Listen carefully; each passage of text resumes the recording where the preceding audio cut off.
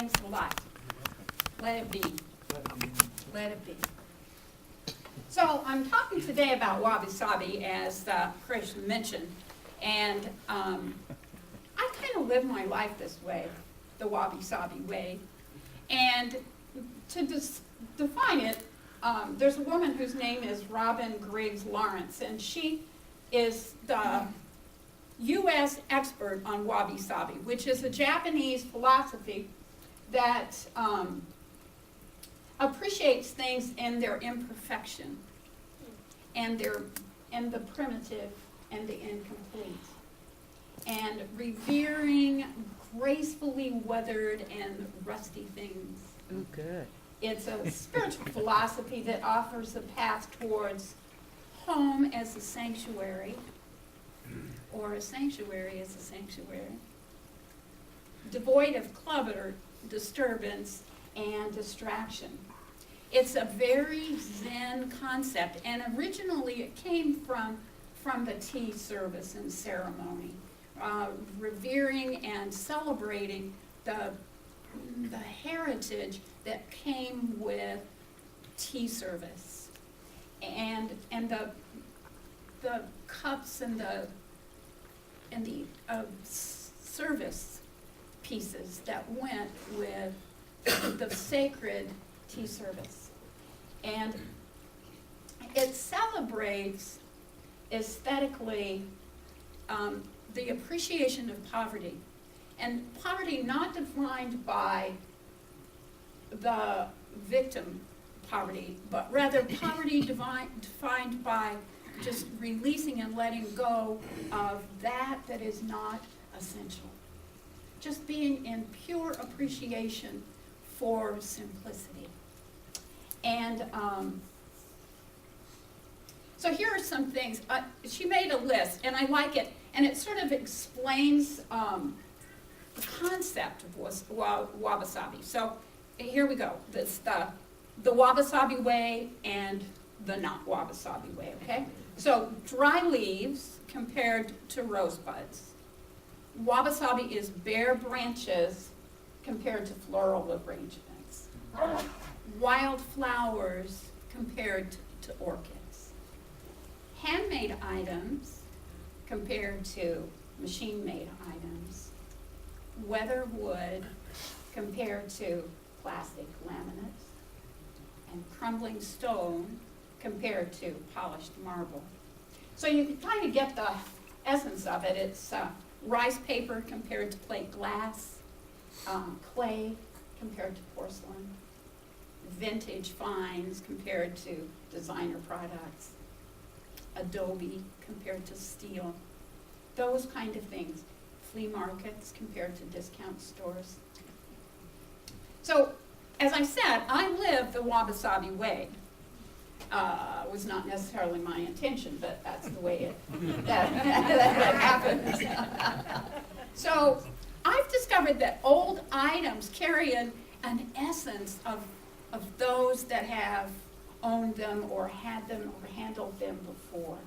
So that, just to give you an example of my own personal Wabi Sabi way, my desk is a desk that my uncle made in wood shop, golly only knows how long. So that desk was in my grandmother's spare bedroom for forever, and then it was in my mother's spare bedroom to hold flowers and plants. And so it's a little rickety, it's water stained, it's not pretty, but it's very simple and dear to me. Oh my goodness, it's going to be that kind of day already. Oh. So my dining room belonged to my grandmother, and then it belonged to my mother, and now it's painted. It used to be maple. Now it's painted black, and it's a little rickety too. So if you come to my house, be careful when you sit on the chairs. Okay. No kidding. Absolutely. And let's see, what else? I have, my living room tables are French provincial, or they used to be. And now they're painted, and the leather tops are all crinkled and wrinkled, but they're painted yellow. So, all very wabi-sabi. I have my grandmother's, my paternal grandmother's, what the heck is it called? Chest. Cedar chest. Well, yeah, not even that. It's just, it's really wabi-sabi. And her rocking chair. Now, she was smaller than me. And so, even when I sit in my grandmother's rocking chair, my knees come up way, way high.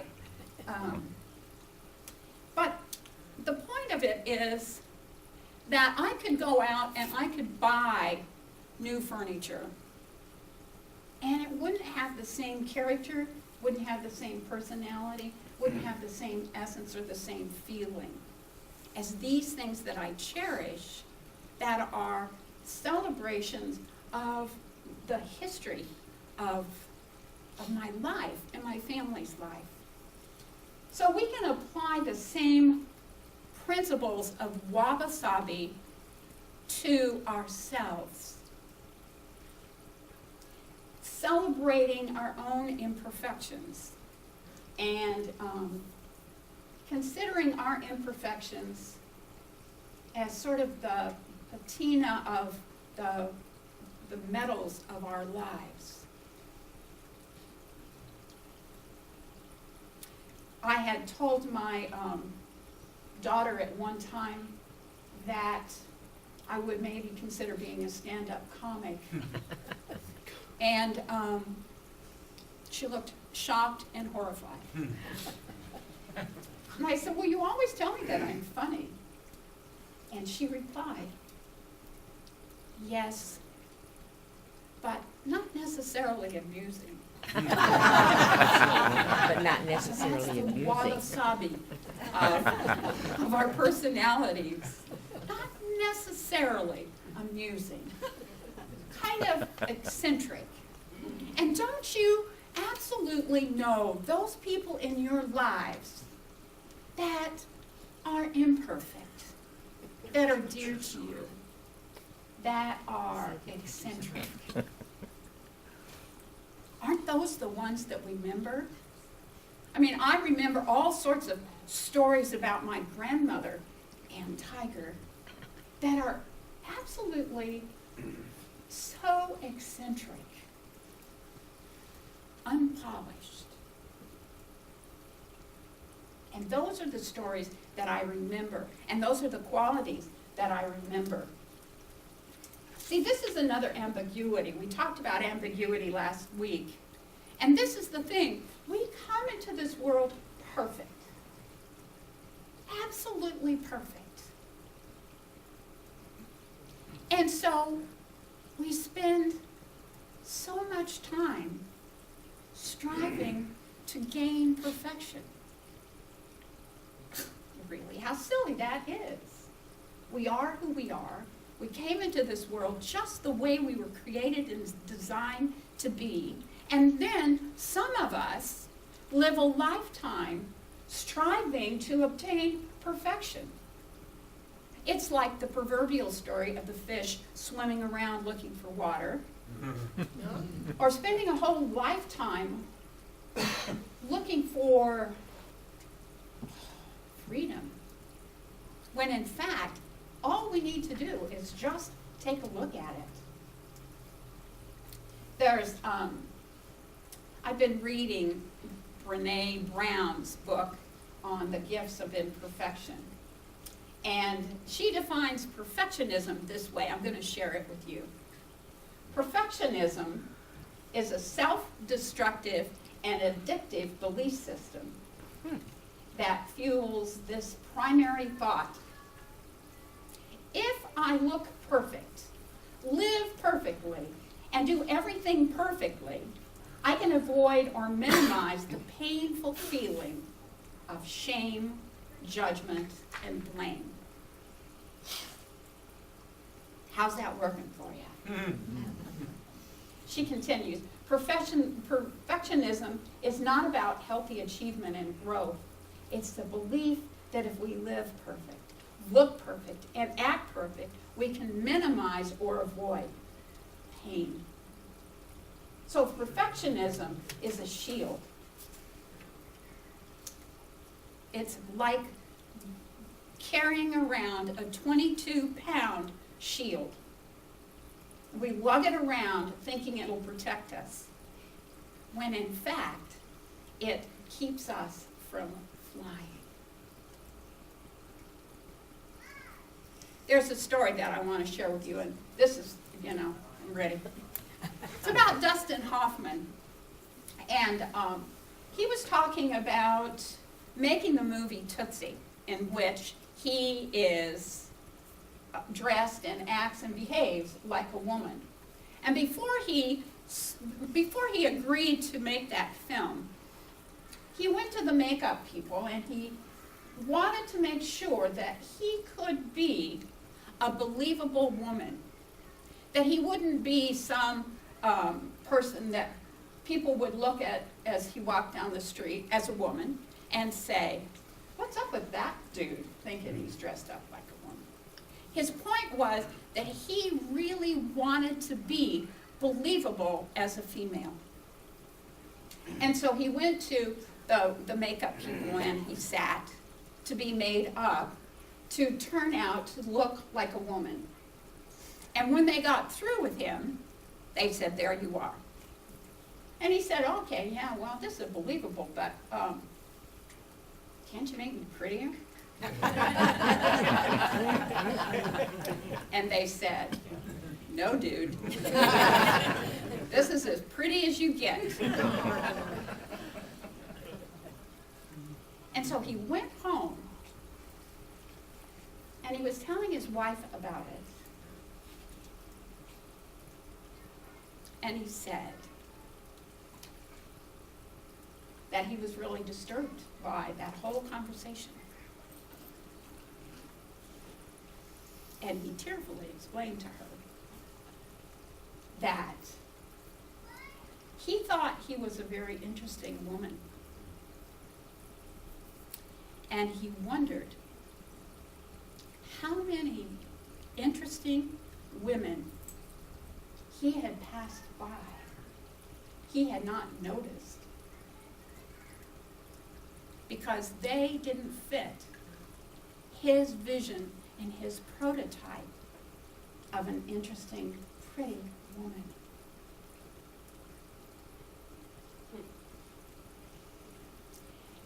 I think that's such a powerful lesson. And I have to ask myself, how many people have I passed by that I've missed seeing, that I've missed connecting with, because they didn't fit my prototype of what an interesting person looked like?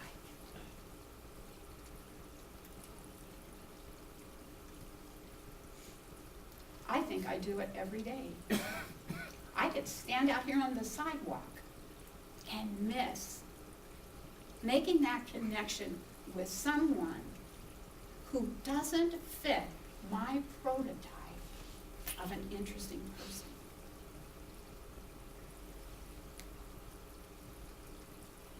We all come into this world in perfection. We are all Wabi in many ways. And how many times do we miss connecting with people who are interesting, who have gifts to share, who have stories to tell?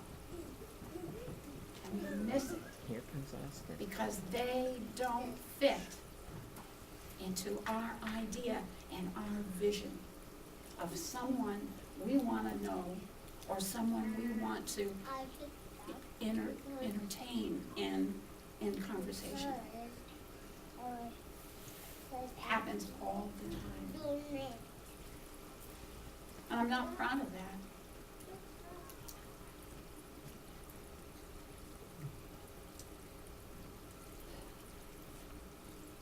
So we adopt a Wabi attitude about our lifestyle and ourselves and other people.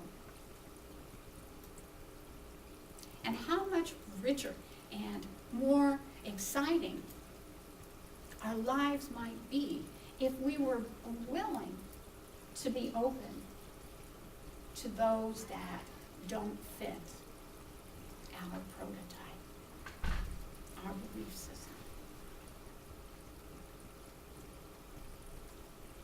So I would encourage you to take a look at that this week for yourself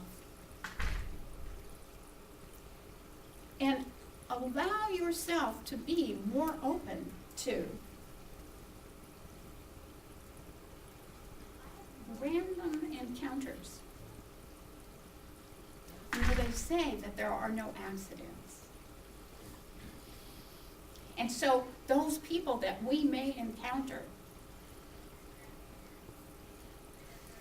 could have gifts to give us, wisdom to share, ideas or thoughts. If only we would be willing enough, available enough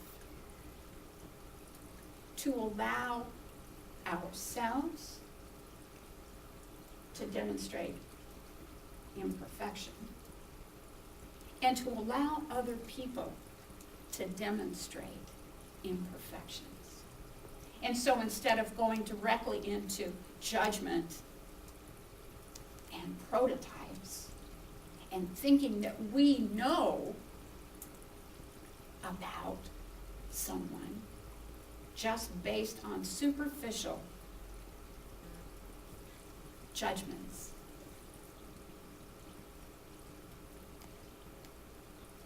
how rich life can be,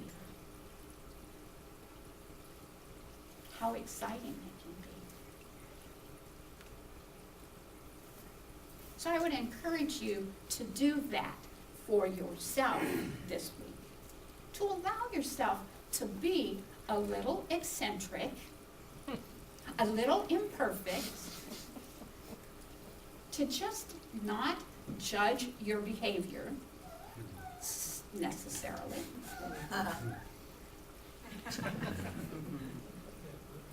And allow other people to be that way. I love Austin. You hear him? You know, what a gift he is to this community. He is being flat out exactly who Austin is supposed to be in this world.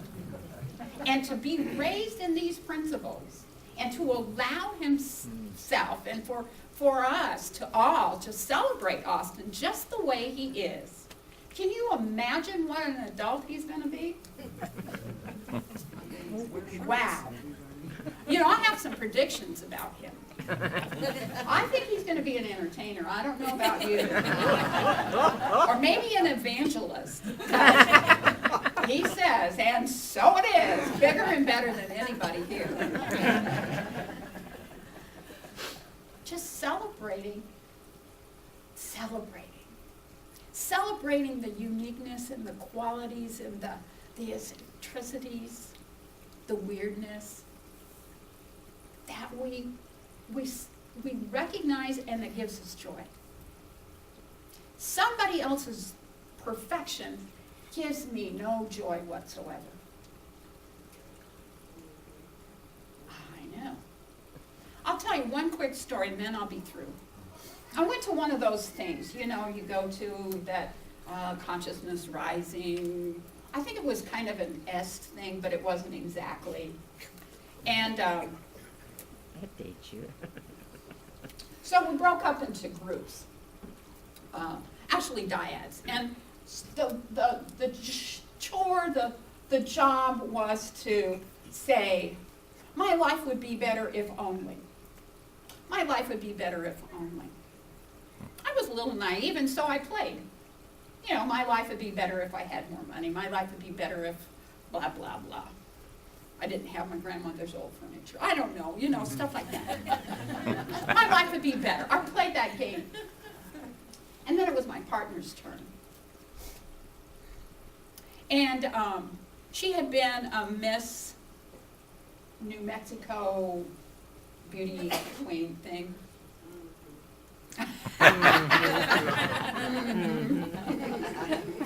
Every hair on her head was perfect. And so, it was her time to say, my life would be a little bit better if. And she said, oh, my life is just perfect now. I wanted to go for a throat. Really? Really? You know, I vote for authenticity. I vote for realism. I don't have any kind of warm connection with someone who is so perfect that I can't relate to that person. So the next time you're striving for perfection, the next time you're worried that, oh, maybe you made a mistake, I want you to think of her. And no, that doesn't get you any points with anybody. I love you all. I love your imperfections. Show them and share them to me every time. Namaste.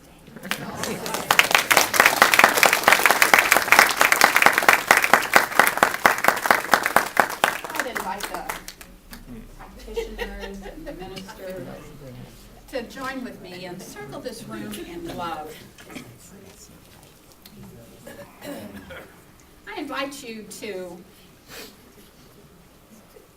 just see these people in their devotion and in their genuine concern and love for you.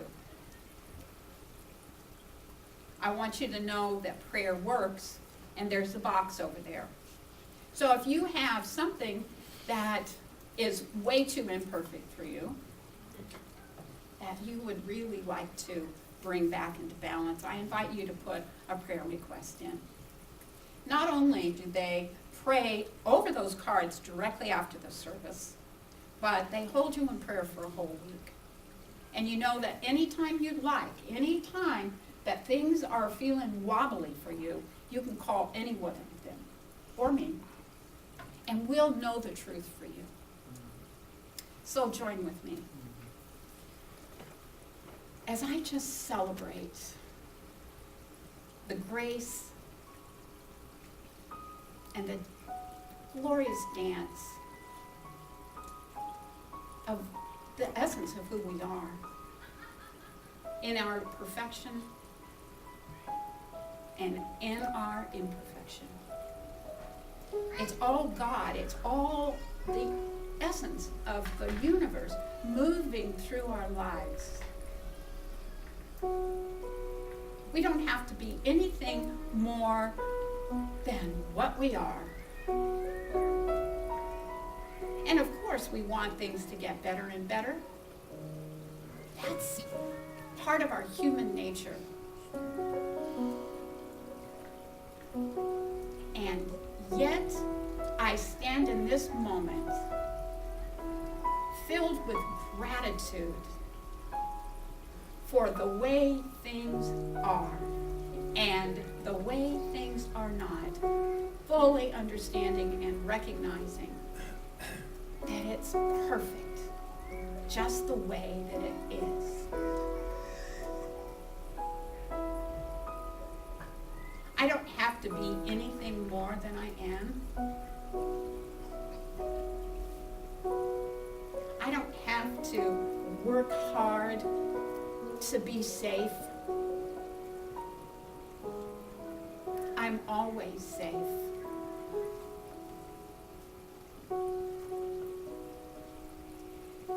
All of the things that I judge as out of order are included in the divine right order. And so I allow myself to be at peace with that. Trusting and knowing that all is well. It cannot be otherwise.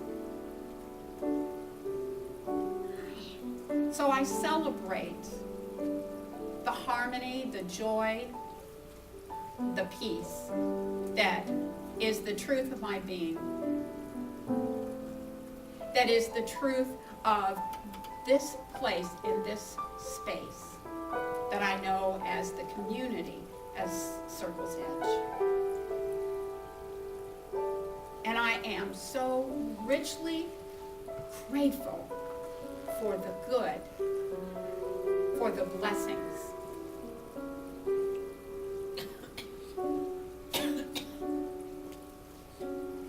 And I invite you to know that with me, to celebrate God's grace and God's goodness flowing into, through, and within your life right this moment. I claim it. And I know that as I have spoken it, as I've seen it, as I've felt it, it is placed in the law, and it must be returned to me fulfilled. It cannot be otherwise. And so with great joy, great conviction, I own that, and I invite you to own it with me as we declare it done, as we say, and so it is.